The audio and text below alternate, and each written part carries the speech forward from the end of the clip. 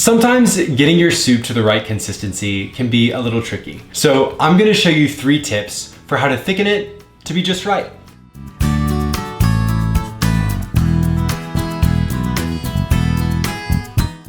This butternut squash soup is so simple, and traditionally butternut squash soup can just be made with about 4 ingredients. Onions that I've already sauteed, some butternut squash, some salt, and some water. To thicken this soup a little bit more and make it a little more luxurious, I'm gonna add 1 can of coconut milk. Coconut milk does lend a little flavor and sweetness, but for something like butternut squash, in my opinion, it only enhances it.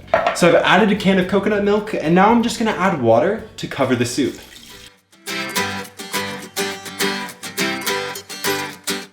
This sweet corn soup is almost completely done. It's already been cooked, everything's nice and soft.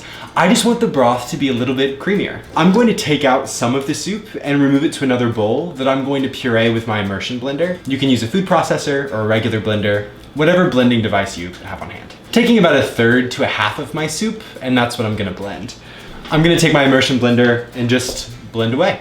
So now I'm gonna take my pureed soup and add it to the rest of the soup and return it to the heat. And just heat it up until it starts boiling again. You can already see how the thinner broth over here, as it combines with the pureed soup, automatically becomes thicker, and it will thicken just a little bit more over the heat. What I love about this method is that it enhances the soup by making it thicker and creamier, but you still get the chunky bits of vegetables or whatever else is in your soup from the other half of the soup that you haven't blended. So it's kind of like the best of both worlds. For the cornstarch and flour method that we're using for the chicken tortilla soup, we're making something that's called a slurry. So you'll take a measuring cup or a ladle, whatever you have handy, and just remove some of the liquid from the soup.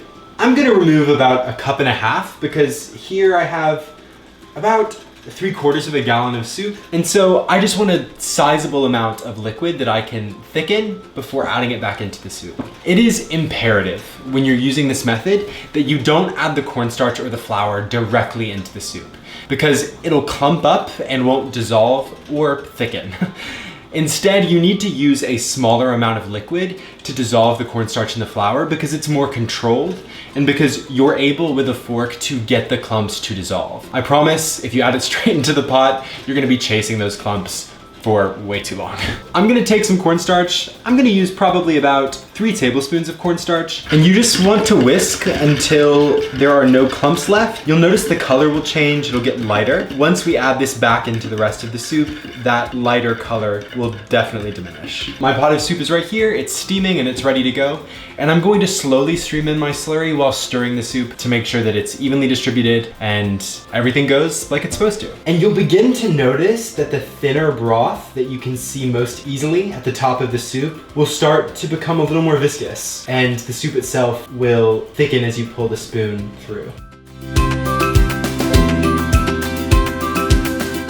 If you have any questions, be sure to drop them in the comments and we will try to get to them in future videos. And don't forget to subscribe so you never miss another tip from the test kitchen.